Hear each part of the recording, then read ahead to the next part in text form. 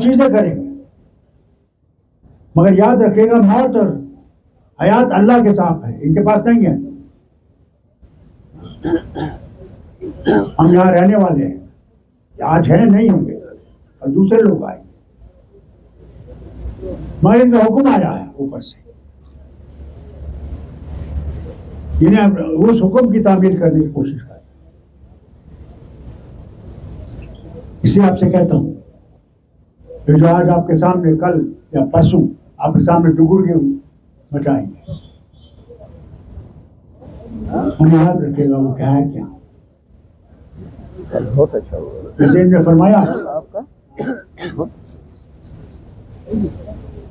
मुझे तो नहीं आई। बंदूक किसने लाई, अलबरक किसने बनाया, ये फौजियों को कहना चाहिए पहले जो आपको कभी कभी मिलते हैं, वो जानते नहीं है बेचारे, उनसे कहिए अलबरक इन्होंने बनाया, यही बेटा जो है इनका, मरवाया लोग और मरवाया लोगों को, बेगुनाह लोगों को मरवाया, अपने एक बड़े वर्कर को, उस तकों को भी मार दिया। आज हमारे पास आ रहे हैं कि हम तुम्हारे मुहाफिज हैं, कि हम तुम्हारी इज्जत रखेंगे, हम तुम्हारी माँ बहन की इज्जत रखेंगे, या हमारी माँ बहनों को बाजारों में बेचेंगे। होश करिएगा,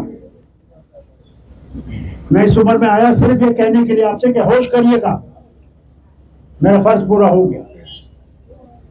अल्लाह का शुक्र है कि मैं आ सका, अल्लाह ने मुझे वो हिम्मत दी कि मैं पहुंच सका, कि आपसे कह सकूं आज आपकी जिंदगी और मौत का हिसाब होने वाला है। याद रखिएगा कि आप यहाँ बच सकेंगे या नहीं बच सकेंगे, जैसे इनका हाल है। कल आपको भी नहीं कहें कि आप यहाँ के नहीं हैं, दफा हो जाओ। वो दिन आएगा अगर आप ये लोग वापस आ गए, उस चीज से अपने आप को बचाइए। हर चीज को तोड़ मरोड़ के आपके सामने पेश कर, और सीधी बात नहीं करते, गालियों से बात कर।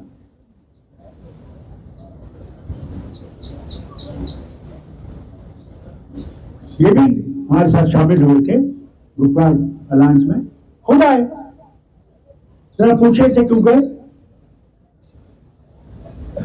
अगर इनको इतना ही 370 से मोहब्बत थी, यहाँ के लोगों की इज्जत का सवाल था, क्यों गए, क्यों भागे। जो उनको हुक्म आया कि देखो तुम्हारी बीवी जो है, इसकी माँ बहुत सख्त बीमार थी लाहौर में, इसको कोविड हो गया, इसको बुलाया गया और कहा खबरदार अगर तुमने इसको छोड़ा नहीं, तुम हमारे साथ नहीं चले, तुम्हारी बीवी वापस नहीं आए। आज आपके पास आता है, मैं आपका बहुत जबरदस्त हमदर्द हूँ, मैं आपके लिए ये भी करूँगा। ये सब एक हौसला है, आपके सामने एक तस्वीर पेश कर रहा है जो ये है नहीं, है नहीं। हिम्मत रखिए और अल्लाह से मांगिएगा, अल्लाह ताकत है, अल्लाह से मांगिएगा, या अल्लाह हमें कामयाब कर, हमें वो हिम्मत दे कि हम उस ऐवान में जाके अपनी मुश्किलों का असाला कर सकें। अल्लाह करे उस ऐवान में हार जाए, उस ऐवान की हुकूमत न करें फिर से, बाकी अल्लाह ताला वो क्या करेगा उस तक। हम गुनाहों से गिर हैं, उसी वक्त अल्लाह ताला ऐसे हुक्मरान भेजता है जो जालिम हो, हमें जगाए। याद है आपको जब यहाँ पे वो भूकंप आया था, वो 2005 में भूचाल आया था, मैं दूसरे दिन यहाँ पहुंचा था, मैंने देखे घर उल्टे हुए, मस्जिदें टूटी हुई, रास्ते पड़े हुए। वो अल्लाह की तरफ से हम पे अजाब था कि जागो, मेरी ताकत को समझो। क्या हम उसकी ताकत को समझ गए? उसके बाद क्या हमने अपना रास्ता ठीक किया? क्या हमने अल्लाह को याद किया? नहीं, वो खत्म हो गया जैसे हुआ ही नहीं था। याद रखिए, अब वो तूफान लाएगा कि अल्लाह ही जाने हमारा हाल क्या होगा। कैसे ने फरमाया आपसे, यही देखिए इस तरह से जुल्म किया जा रहा है। मगर एक बात याद रखिएगा, फिरौन ने भी जुल्म किया था। इतना जुल्म किया कि कहने की बात नहीं। उन लोगों पे जो अल्लाह को मानते थे, इसको नहीं मानते थे कि ये खुदा है। और फिर अल्लाह ने उसी घर के पाले हुए इंसान को खड़ा किया जिसका नाम मूसा था। अगर तुम में अल्लाह की बातें याद होती, तुम में वो ताकत आती कि पहाड़ हिला सकते थे। मगर हम लोग शराब के गुलाम हो गए, फौज बहुत आसानी से दे दी। हम उस बेईमान जलील नोट के गुलाम हो गए जो हमें मार गया, हमारे नफ्स को खरीद लिया। उससे बाज आओ, क्योंकि जाना है एक दिन। वहां तुम्हारा कोई साथी नहीं होगा, कोई बचाने वाला नहीं होगा। वहां तुम होगे और तुम्हारा खुदा होगा। उसके सामने खड़े होके क्या बोलोगे?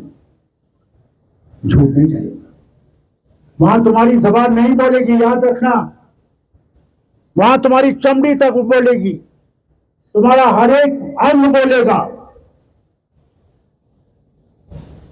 और फिर तुम्हारे सामने जहन्नम और जन्नत होगी। और तुम्हारा अगर काम गलत होगा तो जहन्नम का दरवाजा तुम्हारे लिए खोला जाएगा। और वो जहन्नम, अगर तुमने कुरान पढ़ा होता, तुम्हें कांप होता, घबरा गए होते हर वक्त कि अल्लाह मुझे जहन्नम की आग से निजात देगा। वो उसको आता जो सचमुच ईमान रखता है, वो अल्लाह के उस जहन्नम से इतना डरता है कि हर वक्त कहता अल्लाह मुझे से माफ कर, अल्लाह मुझे से दूर रखना, मेरे ऐसे हालात हों कि मैं सही कर सकूं।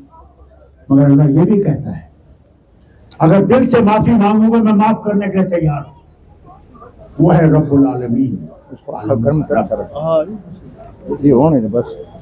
इससे माफी मांगो, मेरे गुनाह होते हैं।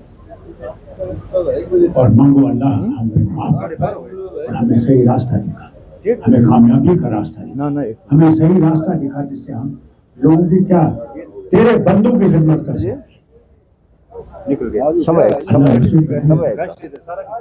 अल्लाह इंसान के दिल में, हर अंग में पहचानने की कोशिश करो। जैसे तुम अपने अल्लाह को पहचान लोगे, तुम अपने आप को समझने की कोशिश करो। अल्लाह तुम्हें तौफीक दे नेकी का। थोड़ा माफी मांगता मगर ये कहना जरूरी है, इंशाअल्लाह उमर साहब भी आ जाएंगे इलेक्शन के बाद। खुश रहिए, अल्लाह आपको सलामत।